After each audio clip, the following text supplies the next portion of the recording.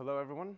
Today, as Ali said, I will be presenting the pi calculus, and because it's the Haskell exchange, I will be presenting an interpreter for an abstract machine in the pi calculus. So first, a bit of context. Who am I? I'm a software engineer at Adjoin.io. We do kind of blockchain-y stuff using Haskell naturally. There I do distributed systems programming and a little bit of PL design and implementation for smart contract programming languages. Kind of in my free time, I like to study programming language and type theory, loosely on the weekends when you have extra time and you're not going bouldering or reading or drinking IPAs. So that kind of sums me up in just one short slide. So an overview of the talk. I'll be giving an intro to the pi calculus, naturally. This is a process calculi. We'll be talking about static analysis that you can do of the pi calculus, which is not really the same type of analysis you can do on the lambda calculus. So this is one of the reasons why pi calculus is interesting. I'll talk about things like structural congruence and bisimilarity. These are two static properties of pi calculus expressions. I'll get into the static and dynamic semantics, overviewing a simple type checker for the pi calculus evaluator, or the pi calculus syntax. And then I will show an implementation of both the type checker and the evaluator in Haskell. So unfortunately, topics not covered are, we're not talking about how we encode data as processes, which are one of the features of pi calculus. You can actually encode all of mutable or immutable data structures using process expressions, which is kind of not really intuitive, so it's a bit too deep to get into today. And we're not going to cover the encoding of the lambda calculus in pi calculus, which is something you can do. So pi calculus is Turing complete, and you can actually model all of functional computation and lambda calculus inside of pi calculus itself. We won't talk about the implementations of bisimilarity or structural congruence, though they are of note. They are just a bit beyond the scope of this talk. We're not going to be talking about concurrent evaluation, so we're not going to be talking about pi calculus expressions being evaluated concurrently. You can actually evaluate them deterministically in a pure way, which is, again, not intuitive, but we'll get into that. And then we're also not talking about distributed systems and Cloud Haskell, which is kind of like a switch, a bait and switch. But unfortunately, it is beyond the scope of this talk as well. There's just a lot of theory to cover, a lot of the simple stuff to get out of the way, and then the 30 minutes are going to be up, or 45 minutes. So without further ado, this is the symbol for the pi calculus. It's, again, not the dependently typed theory pi calculus. So that's hence the distributed systems in the title. So first, what is a calculus? A calculus is a particular method or system of calculation or reasoning. So just like the lambda calculus does functional programming, the pi calculus is for modeling concurrent systems, or the changing connectivity of interactive systems. In this case, the pi stands for process. Just like the lambda stands for, who knows, lambda calculus. So this models networking in the broad modern sense.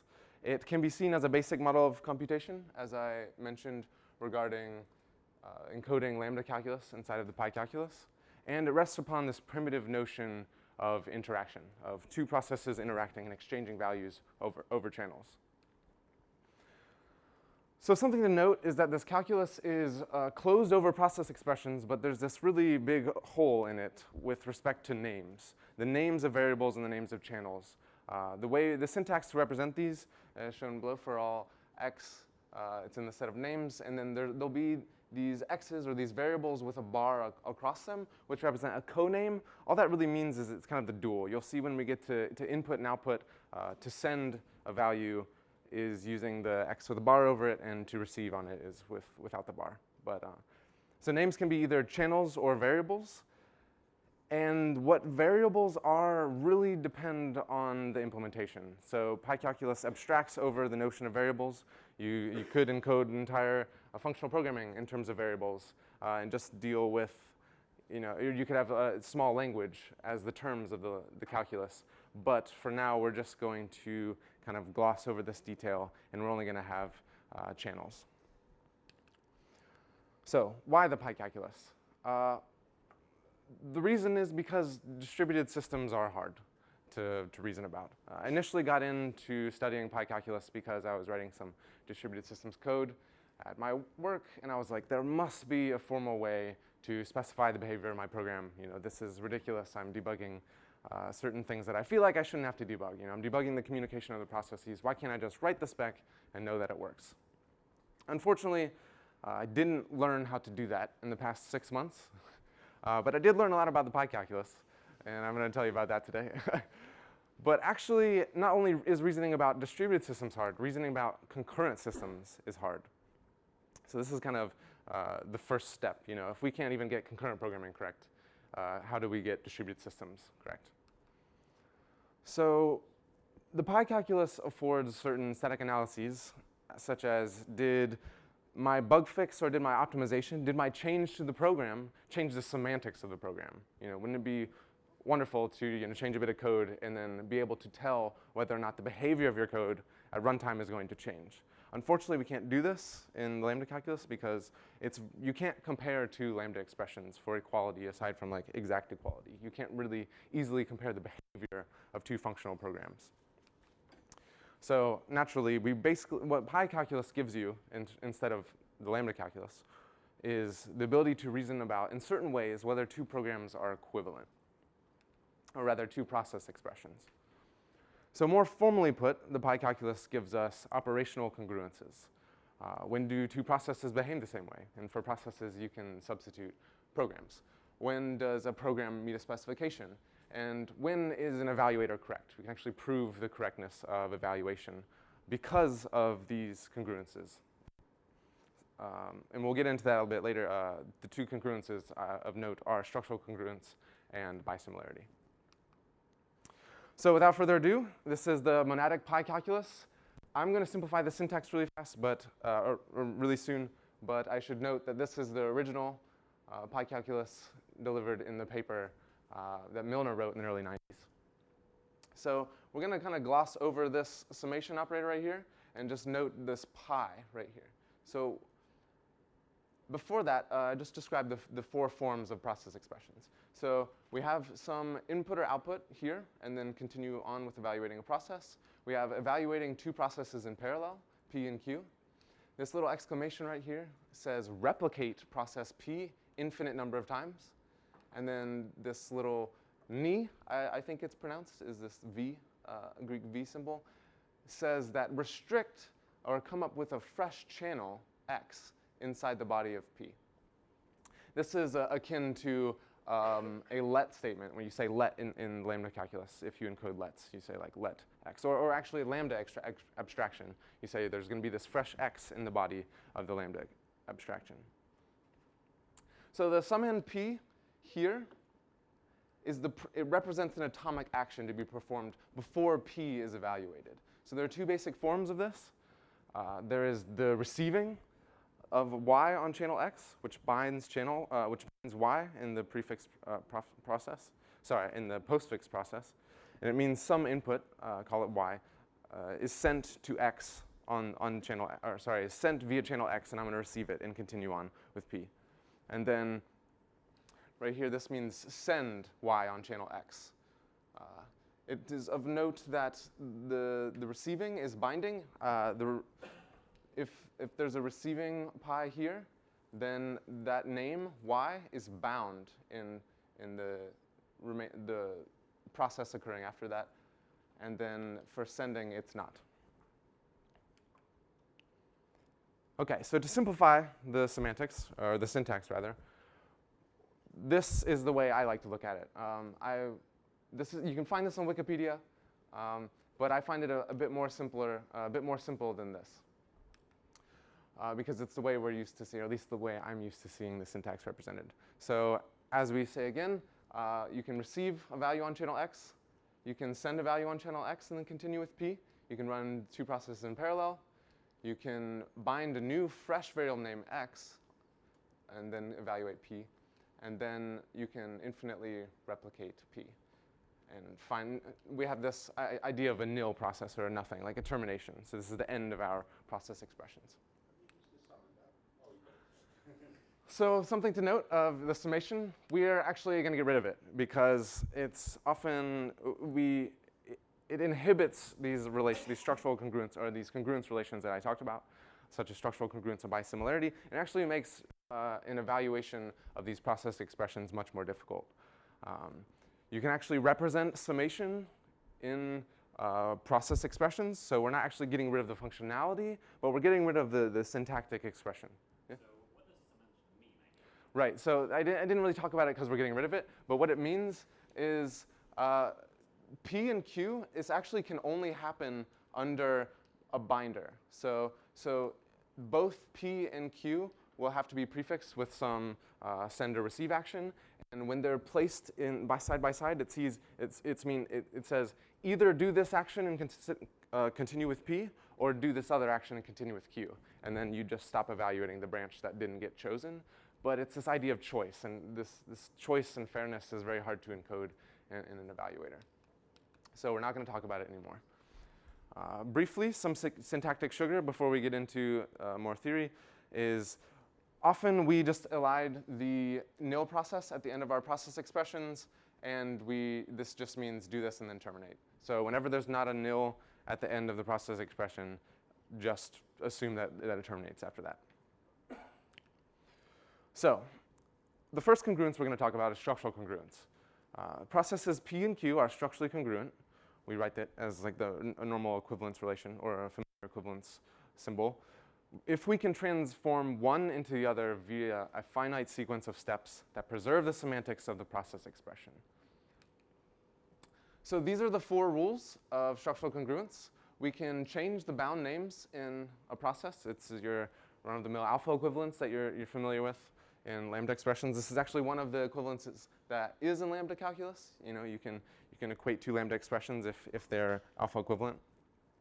Or you can say that those expressions are congruent. I want to note really fast, there's like a lot of theory, and I just need to give you a big high-level overview, and then we'll dive into the interpreter. So if you don't understand all of this and you're not memorizing this, that's expected. I just want to show you these congruences and kind of move on to get to the interesting stuff, I think. These are of note, but they're not, you don't need to embed them in your psyche.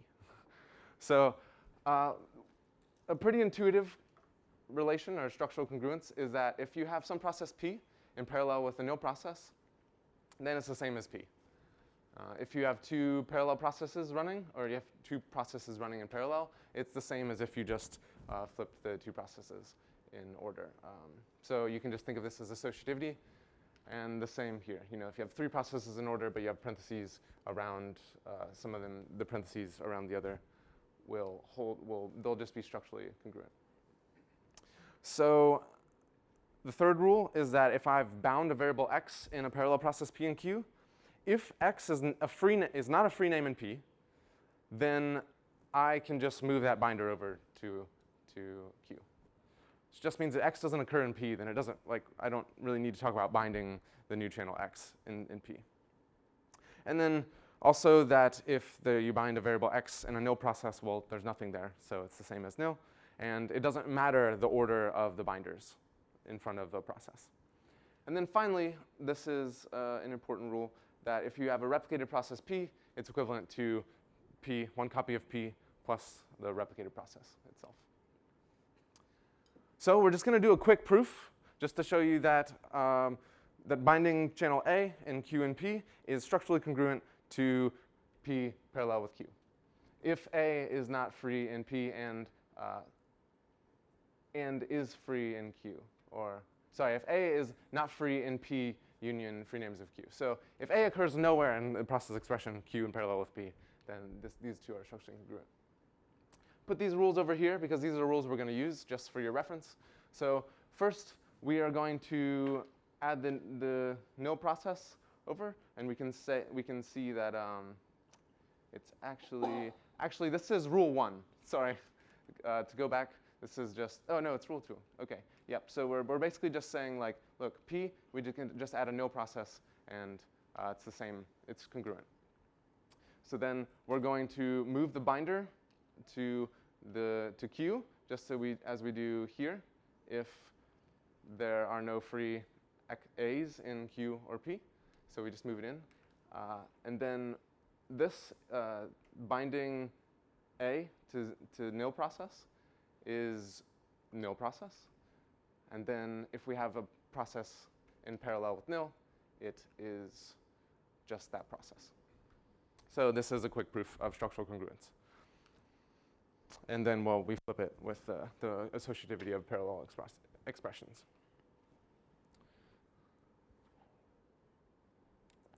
So I'm going to gloss over this slide. It's just to say that we have a well-formed definition of free names and bound names in the pi calculus as well, similar to the lambda calculus. But we just need to assume that this is implemented the same way and it behaves the same way. Two things of note are that, if you have, so that sending a value y over x does not do any binding, and then this one right here binds x, and then the receiving binds y. So we're just adding y, so y should be in the free names of p here, and then it doesn't matter whether, so x should be a free variable here as well. But we're not here to talk about capture avoiding substitution, so if you didn't get that, it's fine. The reduction rules of the pi calculus are as follows. They're pretty straightforward. If you're not familiar with seeing inference rules or in this form or judgment forms, they're really simple. It's just the top is if, and then you can read the bottom as then. So this bar just is kind of like an if-then relation. So the parallel reduction rule says that if p steps to p prime and p is in parallel with q, then p prime is in parallel with q. So pq steps to p prime in parallel with q. The restriction, never mind. What I wanted to say is that if p steps to q, then you can also reduce it under the binder itself. To communicate, we must have two processes in parallel. If we send z's on x, okay, this is actually a little typo. This tilde should not come until later, but imagine it's not there. I had to write all my LaTeX myself. I promised myself I wouldn't do that, but I did, and this is what it opens you up to. So just imagine the tilde is not there. Just if we're sending a name z on channel x, and we're receiving a name y on channel x, then this just steps to p in parallel with y substitute for z in q. So you can kind of think of this as the application operation in lambda calculus. And then finally, our structural congruence rule. We just basically say if p is structurally congruent to p prime, q prime is structurally congruent to q, p prime steps to q prime, then p steps to q. Basically, if two processes are congruent, they can step to the same state. And they can step to a structurally congruent next state. So in a quick example reduction, again, this is just to show you, kind of give a broad overview of the theory. We're going to step through it real fast. We're going to evaluate this program in pi calculus. It says have a new channel x in the following process, in which x will receive y, then end. We will send in parallel with sending x on w, and then there will be a replicated process where w is just receiving x and then sending z on x. So we're going to move this around a bit. We're just actually applying structural congruent rules until I can get a process that looks like one of the reduction rules that I have. So I found a process that looks like a reduction rule I have. Think of this as p, and this as q. And so we're going to reduce. We're going to use the communication rule and send x on w to, we're going to send x on w and then continue on. So you can see we got rid of these two processes.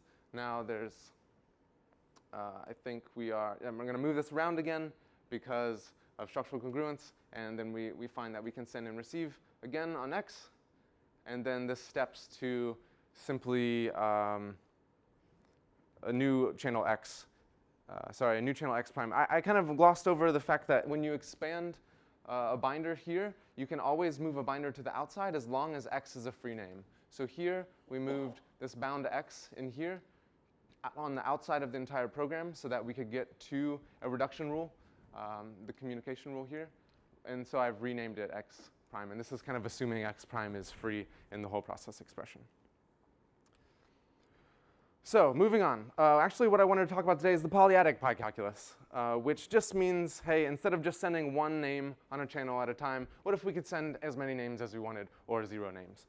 It just kind of, expands that notion. So we turn our 2 rules from x receives y and x sends on y. From here on out, I'm going to try to call them input and output. So the first one is input on channel x. The second one is output. So these both just step to the tildes. So this is kind of what I left in earlier. That was a typo. But now this tilde means send any number of names 0 through whatever you want. And so your initial thought is like, how do we encode this polyadic pi calculus in the monadic pi calculus? And your first thought may be to say that, like, oh, well, the syntactic sugar here is syntactic sugar for these. They're congruent. If we want to send y and z on channel x, or sorry, if we want to receive y and z on channel x, then first we receive y, and then we receive z, and then we continue on with p. Or if I want to send y and z on x, first we send y on x, and then we send z on x, and then continue with p. But this is not really it doesn't really work out. And I'll show you why. So if we convert the process expression, input yz in parallel with send y1 z1 in parallel with send y2 z2, your initial thought is like, okay, probably I either receive y1 and z1 or I receive y2 and z2. I'm either going to reduce this input and output or this input and output. But unfortunately, it doesn't work that way because each step is only receiving one value on a channel. So we could either receive y1 on channel x, and then step to this next state, or we could, and then we could actually instead send y2 on x and receive on x over here, which is not the order we expected. We expected to get y1 and z1, but really we got y1 and then y2. And similarly, if we reduce these two, you can see that we end up sending y2 and y1. And there's actually 4 possible combinations of messages we can send. So this is not the exact conversion. The actual conversion is we generate a new channel, W. We first send on X that channel to the receiving process, and then that process receives on the channel. So basically, we restrict a new channel to send. So if I'm on the sender, I create a new channel, and I send it to the recipient, and I say, like, I'm going to send you the rest of my values on this channel. And then I just send them over that channel. And he's the only one that could receive on this channel because I just generated it brand new. I haven't sent it to anybody else. And I just send the remainder of y1 through yn. So this is the semantics. We're going to get rid of these two and replace them simply with sending multiple values on the channel, and the same with the initial, with the output. The reduction rules are, so there's a simple reduction rule change. We just say that, OK, now we are sending multiple values. This is not really a change from the previous slide, unfortunately, because the tilde was there. But the tildes were supposed to be here only on this side, and this is the change we're making. So now we get to our second process congruence called bisimilarity. And what bisimilarity states is that can P simulate the behavior of process Q? And can process Q simulate the behavior of P? Just know that this is the formalization. I'm not going to step through it. Basically, the intuition is that if P can step to some P prime on some action, some input or output, then Q can do the same action, stepping to Q prime, such that P prime and Q prime are bisimilar. And this is the relation between the two.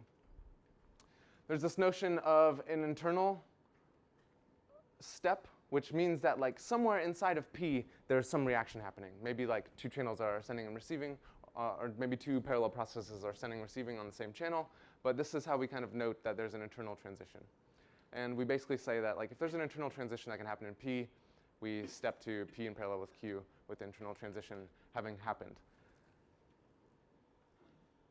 So just know that there's different ways of talking about bisimilarity. We can say that it's weak, which means can we observe that they behave the same way?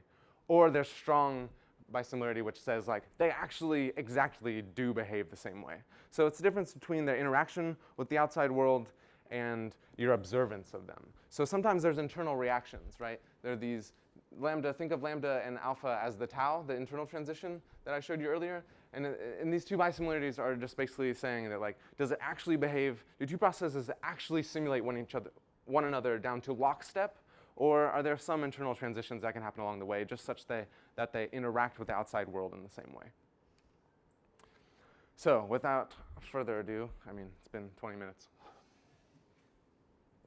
Now we're getting into interesting stuff. So that's kind of like all the basic theory out of the way.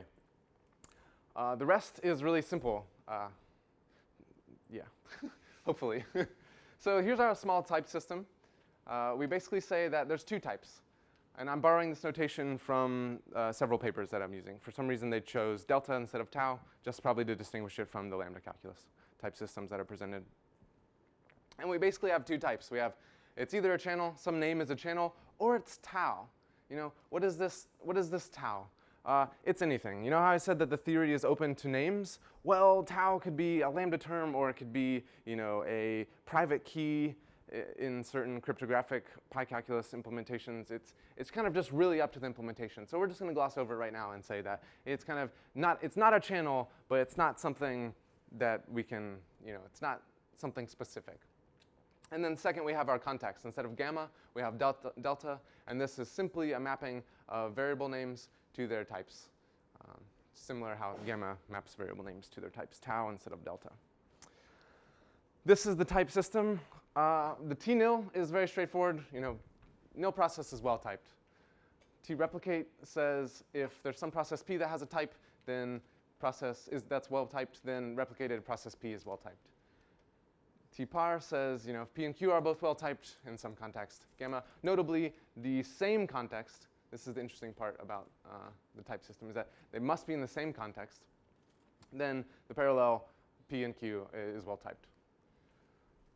The rest are kind of, so I'll just kind of, yeah, so if X has some type delta and it's well typed, then if we bind that X inside of P, I didn't really say that exactly right. It just means that, you know, if P is well typed, there we go. If P is well typed with X having some type delta, then bound X in P is well typed. And probably the more interesting type rules are just that if we look up X in the type context, and it is a channel with that takes certain variable types, and Y is exactly those variable types, then X receiving Y on those variables, X receiving Y's is well typed. Then second, if we look up X and it's a channel, and then we look up in the context the types of all Y's in that context, then sending Y's on that channel is well typed. Yep. So the untyped lambda calculus is Turing complete, but this simply typed lambda calculus is not. Sure. Is there a similar thing here? Is this a weaker system than the untyped version? I think it's not weaker because it is typed. So I think it kind of can model simply typed lambda calculus. With this type system, you can model all of simply typed lambda calculus. But can you model untyped lambda calculus? I'm not sure. Because if it's Turing complete, you should be able to. Sure, yeah. And so this definitely is Turing complete, so I think the answer is yes, but I'm not sure. So I'm going to start going faster because I've taken a lot of time. I haven't gotten to the Haskell part yet. So we're just know that we're going to make it asynchronous now. Instead of sending a value and then going to P, and then continuing with P, we're just going to send a value. When we communicate, we just get rid of the P's, and then we kind of step the same way. So we can also simulate synchronicity. I'm not going to go through it, but we can simulate the synchronous nature of the original pi calculus syntax with this asynchronous nature just by kind of making it more complicated, or having a more complicated process expression, rather. We're going to turn replicated processes into replicated receives only. This makes it easier to implement our interpreter, and so it just tells us, it gives us a better evaluation step. I realize there's a lot of symbols, but just know that it's easier to write the evaluation step if we do this. So here's the final syntax we're going to get into before the implementation. We're actually right on time. I thought it would be 2/3 theory, 1/3 implementation. So these are the two of note. These are two things that we've changed: asynchronous send and then replicated receive only. The reduction rules are we get rid of these P's. So now we just have asynchronous send and continue with Q and replace all the Y's with Z's, or all the Z's with Y's. And then the replicated input just kind of, it's the same version of communication, except instead of getting rid of P, we just, we continue with, we create a new copy of the replicated thing. We maintain the replication, but then we substitute all the Y's for Z's in P, because we basically spawned a new process because it's replicated. And structural congruence stays the same. So then to note, we get rid of this replication thing in the type system. We add a trepl input rule, which everything's the same. We just add a bang. It's well typed. And then we remove this P from the output process typing rules. Here we go. So encoding this syntax in Haskell. I've given nice comments here. I will note these three things. We are using the bound library for name substitution. The unbound library, as opposed to the bound library, which was talked about yesterday in Oleg's talk. But it makes our calculus have a little kind of blip. What is this name? Well, it's not a channel. It's just a name. And it makes actually, you guys probably don't see how it makes it more difficult. Just know that this is not something that occurs in the syntax, but we use it for binding the values on the input processes. The output processes. Whenever we send values on an output, send names on output, they must exist in the context already. I can't send an X on a channel that doesn't exist in the context. That's not bound in the process expression. So I'm not going to get into this. Just note that to have capture avoiding substitution, I have to import these add these language extensions, use the package unbound generics, import it, declare an automatic alpha equivalence instance for process data type, and then tell it which one of my ADT constructors is a variable. And then it will automatically be able to substitute bound names for in process expressions. So this is the type system, really simple. It's either a channel with a list of types, process types, or it's this. You can think of this as the tau type.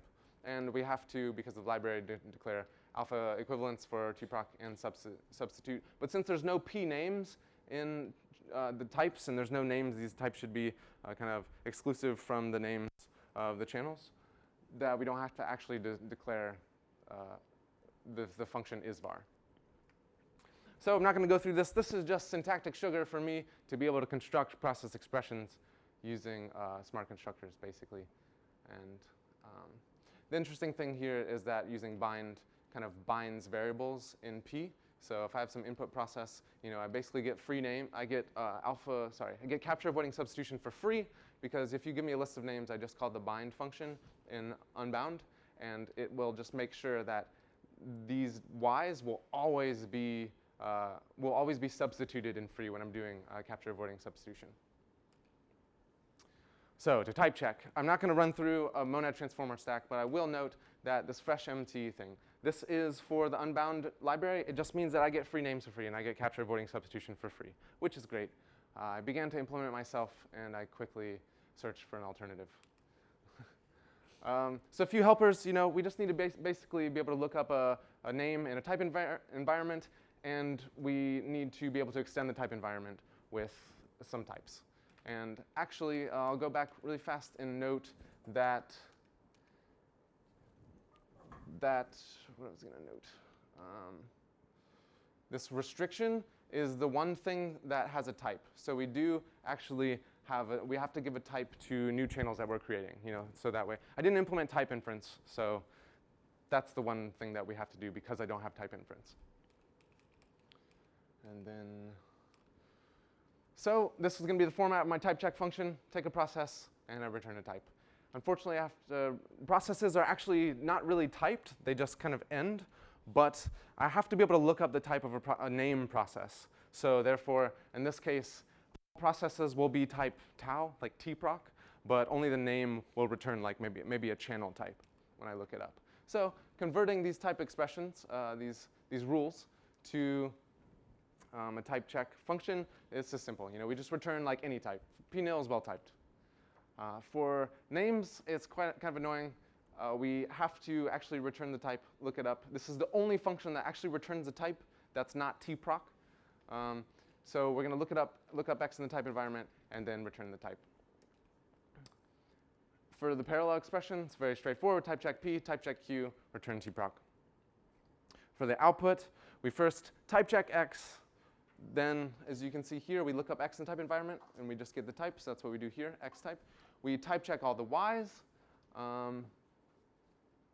because we have to look those up inside of the process expression as well. We make sure that the expected type is equal to the type that we looked up in the environment, and then we return tproc, or we throw a type error. It's the same with input, really, except we don't have to look up the types of y's. They're just they're going to be substituted into the body of the p. So again, there's this thing with unbind that kind of gives us a fresh variables all the time. This is our unbound library, giving us fresh variables with calling the unbind function on the bound y's. That's what by stands for. I unbind the y's in p. So these y's here in p, and I just guarantee that they're fresh variables. And then I extend the type environment with y's with these types. So REPL input is like the same thing. Restriction, we basically unbind, we get the type, and then we extend the type environment and continue type checking p with the type that was annotated by the user. And if you guys want to get into type inference, it's actually really easy. It's a pretty simple type system. So there's not much to do. You just take out the annotation on restriction, and then you kind of have type variables. And since there's only 2 types, it's super easy. So finally, I'm not going to get into this. We're not going to read this. But the interesting thing is that the reduction rules for our abstract machine, they're deterministic, which may seem surprising since the PyCalculus is non-deterministic language. But we can do it all in a pure way, and we can make sure that fair execution holds. So one of the main things with PyCalculus is that, how do we make sure that all processes get evaluated fairly? If I have one process waiting to receive on channel X, how do we make sure that it gets its fair chance and it's not starved by other processes? And without being able to go into it in depth, just know that this is a problem, and this deterministic abstract machine fixes it. So what we do is we actually don't use this P on the writer. These are the semantics for the abstract machine, or the channel queues. There are readers, writers, and replicated readers. And unfortunately, I'm running out of time. So there's a few kind of complexities to this. But just know that a channel can either have blocked readers, blocked writers, or replicated reader waiting to read, write, or read or write on that channel. And we can encode this very straightforward with the ADT. The readers do have bindings on them, and the writers don't. They're going to use variables that are already in the scope. The heap, it doesn't need to be ordered. We map a variable to blocked readers, writers, or replicated readers, and then we have a run queue of processes. It's very straightforward to represent. In Haskell, chosen sequences, the run queue is ordered. The heap is unordered. It's just a mapping of channel names to their channel queues. So here are the reduction rules. I just encoded them. We've already gone through the reduction rules. Or no, we haven't, rather. These are reduction rules for the abstract machine. And I was going to go it's the same thing with the evaluation monad. We have fresh variables that we need for substitution. And we just kind of emit reduction steps. Since process expressions don't do anything, they don't result in a value. So as we're evaluating it, I just wanted to make sure that they would, you could see some output, that the process expressions are being evaluated in the proper order. And we have all these helpers that we don't need to talk about. This is the heap update. Super simple. You just insert something in the heap. It's very straightforward. I don't need to talk about it. And then actually, this is the format for the evaluation rules.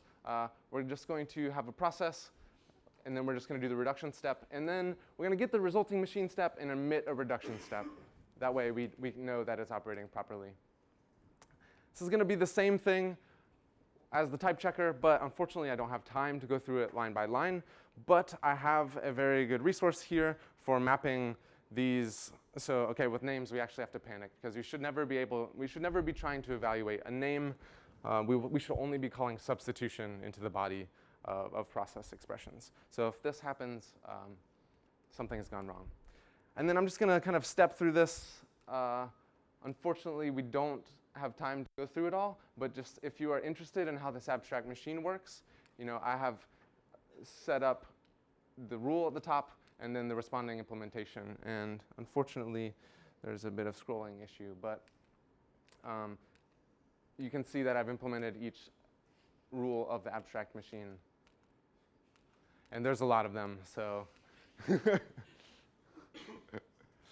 Then we're just going to do an example reduction, just to show you that it works. So we have this, we bind x in the process expression, we send nothing on channel x, and then we have a replicated reader always receiving. So we can encode this with my little DSL that I made, restriction x with the empty channel type. In parallel, we output nothing on channel x, and then we have a replicated input x, and then we do nothing, so there's no p with the end of the x. So first, we're going to given a process expression, we first type check it, and then we run the abstract machine, and then to run the example on reduction that I showed in the previous slide, we just call process example reduction, and then we print over the reduction steps that were generated. So this is the proof from the paper. I'll link to it at the end. This says what should happen when evaluating this expression, and then I have kind of showed that it does happen. You can parse this later, but this is just outputting each machine state and each reduction rule, and you can use your eyes to see that it is actually the same. And then this is the code. It's you can find it here. My references were Communicating Mobile Systems, the Pi Calculus. This is a book written in the mid-1990s by Robin Milner himself, the person who came up with this theory. And then I used heavily David Turner's thesis, the polymorphic Pi Calculus implementation, which is a PhD thesis by a student of Milner in the mid-90s as well. And he actually outlines the abstract machine there. And then there's a few other, if you're interested, you can dive into these resources. They kind of just help to balance my syntax understanding during the whole process. And then here's some further reading if you're interested. I'll post the slides online. And then, so I don't know if we have time for questions at all. We can take one question. Sorry, I'm going to go with someone who hasn't asked a question yet. Yeah, or. Okay. Why do you use this? So you seem to have a lot of problems with names, and they seem to stem from the fact that you have the same syntactic category for names as for processes, which doesn't make sense to me. Why did you choose to do it that way? So I didn't choose that. Unfortunately, that's how the theory was kind of designed. It abstracts over this idea of a name. In certain formulations in a decade or two, or rather like a decade ago, but a decade after this was postulated, they do kind of make them the same, processes and names. Like, why shouldn't I be able to send processes over channels and receive processes on channels? But I mean, your implementation does collapse those into one category. No, it sends only names on channels. So you can only send names. And names they have this type tau, which is kind of implementation dependent. So in this case, they don't really have any sort of value associated with them.